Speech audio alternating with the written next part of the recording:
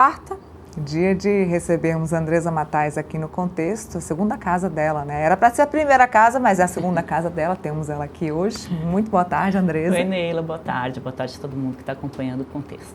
Olha, já quero começar nosso bate-papo falando da notícia do dia. Já teve a operação da Polícia Federal hoje, mais uma operação da Polícia Federal incansável, que hoje fez a segunda fase da Operação Compliance Zero.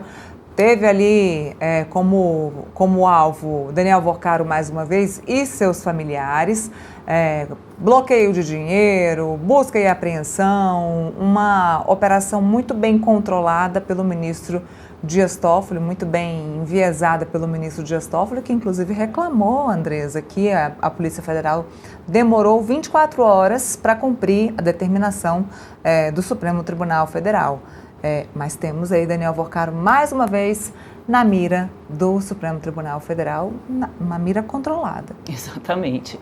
Inclusive essa reclamação do Toffoli, né, é algo que chamou a atenção de todo mundo hoje, porque ele disse que a Polícia Federal demorou demais para poder cumprir esses mandados. Tem uma suspeita de que essa operação teria vazado, e a justificativa da Polícia Federal é bastante curiosa, né? Diz que ainda não tinha encontrado os endereços de todo mundo ali que foi alvo da Polícia Federal. Acho que foram mais de 40 mandados hoje expedidos pelo ministro para serem cumpridos. Achei curioso, porque a Polícia Federal, se demora tanto para arrumar endereço, né, das pessoas, a gente está bem, né? Que bom que você trouxe essa justificativa, porque a gente ainda não tinha tido essa justificativa da Polícia Federal aqui, Andresa. Então esse foi o argumento. Esse é o argumento. Um dos argumentos é que eles ainda estavam ali, precisaram de mais tempo, né, para poder organizar essa operação, para colocá-la na rua. O ministro não gostou e virou ali uma lavação de roupa suja, mas quem manda é o Supremo Tribunal Federal, e o ministro mandou a Polícia Federal se explicar por que essa demora. Tem várias questões contraditórias aí nesse assunto todo, né, envolvendo o Banco Master. Você tem o governo preocupado com o Banco Central, que está sendo questionado, né, na sua decisão de liquidação do Banco Master, que significa tirar o Banco Master do Vorcaro, né, colocar um liquidante ali dentro do banco para tentar analisar de fato os números, né, o que explica todas essas operações que a polícia diz que são fraudulentas, feitas pelo Banco Master, e o ministro Dias Toffoli começou a também investigar não só o Vorcaro e o Banco Master, mas a atuação do Banco Central, se realmente foi correta em todo esse processo. O que o Master alega ali por meio de seus advogados é que o Banco Central pulou etapas que deveriam ter sido consideradas, né, não seguiu o rito para poder fazer a liquidação do Banco Central. O BC diz que quando foi olhar, a coisa já estava tão feia que a única alternativa já era para blindar os investidores e o sistema financeiro, né, porque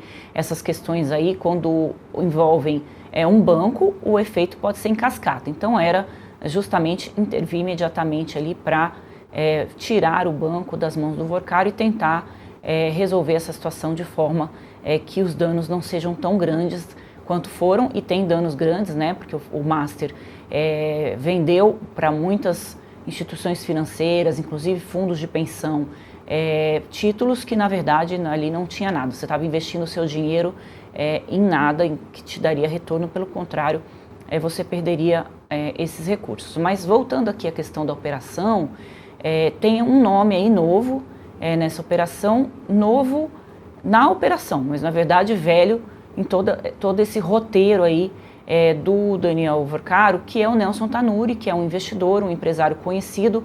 Tudo quanto é empresa e rolo nesse país, o nome do Nelson Tanuri acaba aparecendo, e dessa vez demorou um pouco, né? Mas lá está o Nelson Tanuri de novo. Ele foi alvo de busca e apreensão da Polícia Federal hoje, e o celular dele também foi capturado, o que vai deixar muita gente sem dormir, viu, Neila? Já tem o celular do Vorcaro, tem o celular do Nelson Tanuri agora, um monte de informações que, se a polícia conseguir realmente abrir esses aparelhos, nem sempre é fácil, por mais que a gente tenha a Polícia Federal bastante equipada, né? Alguns aparelhos, principalmente da Apple, são aparelhos que dificultam muito o acesso às informações que estão armazenadas ali dentro, e é claro que essas pessoas são espertas, elas não vão deixar coisas importantíssimas dentro de um telefone celular, ainda mais sabendo que o cerco está se fechando ali em torno dessas investigações.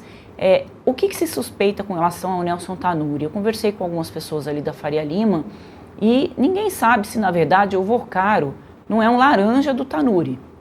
É claro que esse laranja a gente vai colocar entre aspas, né? A gente não está minimizando aqui quem é o Daniel Vorcaro, mas os negócios dele com o Nelson Tanuri geram algumas suspeitas em pessoas que conhecem bem ali a Faria Lima sobre qual é de fato essa relação de negócios entre os dois.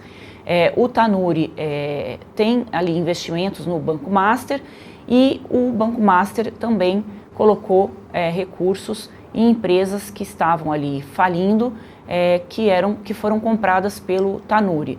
Então tem ações ali bastante complexas da gente explicar aqui, mas eu queria convidar todo mundo a ler a minha coluna aqui no Metrópolis, porque eu vou destrinchar um pouco mais esse assunto dessa eventual relação diferente, né, digamos assim, entre o Tanuri e o Vorcaro, para a gente saber, afinal, né, qual é o verdadeiro papel do Nelson Tanuri dentro ali das questões do Banco Master. O Banco Master ficou muito conhecido, assim como o Tanuri, por pegar empresas que estavam ali na Bacia das Almas, empresas que estavam quebrando, comprar essas empresas, tentar reerguê-las e depois passá-las para frente, ganhando dinheiro. Isso é um negócio que quase todo mundo faz. O problema é que na verdade, que investimentos estavam sendo feitos nessas empresas, que parece que agora as investigações estão mostrando que eram todos investimentos furados, né?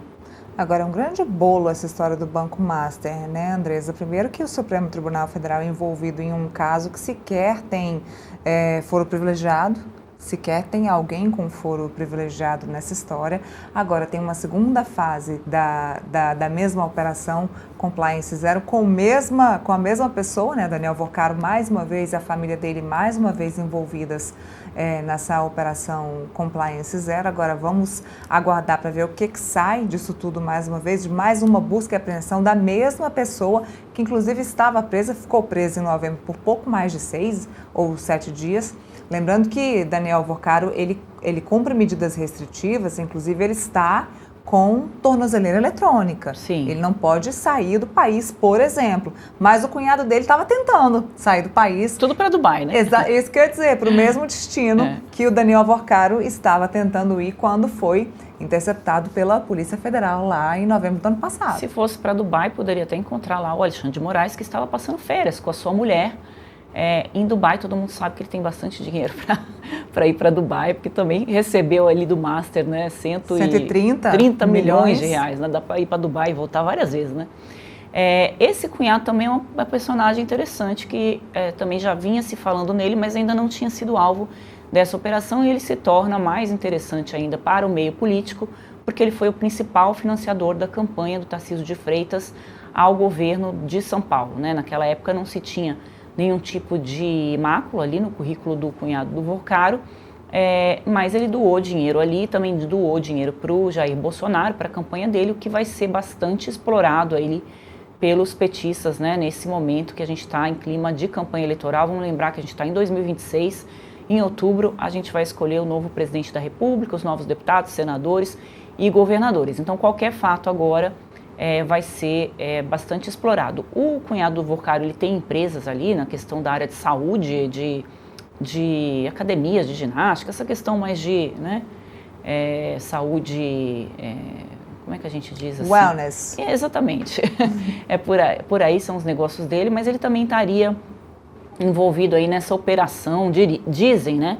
Essa é uma das suspeitas, para a venda do Banco Master, que seria para ele mesmo, né, seria uma operação fraudulenta também para justificar a venda do Banco Master e tentar impedir a liquidação do banco. A Polícia Federal colocou um ponto final nessa história e prendeu o Vorcaro horas depois dele ter anunciado a venda do banco para o Banco Victor, né, um outro negócio bastante esquisito que está sendo investigado. Então esse cunhado, ele chegou a ser preso porque estava indo para Dubai, num jatinho particular, mas foi solto horas depois. A gente está tentando entender ainda por quê, se ele conseguiu justificar a prisão.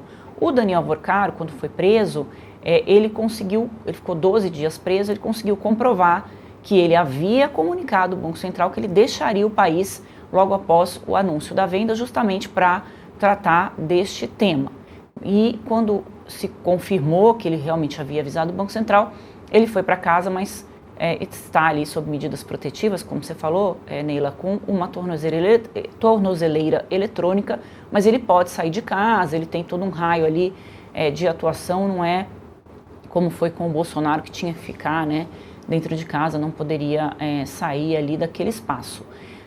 A questão está no Supremo porque tem uma linha muito ali que pegaram lá um documento quando foram fazer busca e apreensão nos escritórios do Master de uma possível transação imobiliária entre o Vorcaro e um deputado federal, que é o Bacelar, que é um deputado federal da Bahia, o que também é bem esquisito, porque ali não tem nada nem que está sendo investigado, todo mundo comenta e suspeita que só foi uma forma de transferir esse caso para o Supremo Tribunal Federal, porque ele envolve muita gente e a gente já viu, né, até um ministro do Supremo Tribunal Federal que se descobriu ali esse contrato que a gente acabou de falar do Alexandre de Moraes, e o próprio Toffoli, né, que é o relator, também andou viajando aí com um dos advogados do Banco Master, né, e mesmo assim não se considerou suspeito para julgar o caso. E também, recentemente, né, a imprensa divulgou que tem um resort da família, né, do Toffoli, que na verdade esse resort seria do próprio Toffoli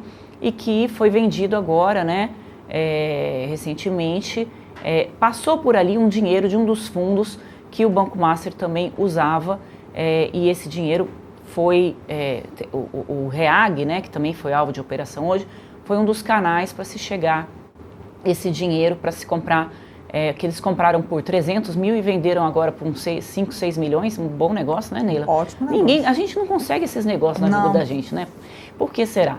E aí venderam por 6 milhões agora esses papéis ali, essas ações deles, neste tal desse resort que fica ali, acho que no Paraná, por ali, e são os irmãos do ministro, que na verdade são irmãos do ministro que nunca tiveram dinheiro, sempre foram pessoas de uma vida muito simples e agora, né, de repente viraram donos aí de resort. Então são situações bastante complexas que envolvem o ministro do Supremo, que explica também, vamos falar aqui em bom português, porque que esse caso subiu diretamente ali para o Supremo Tribunal Federal.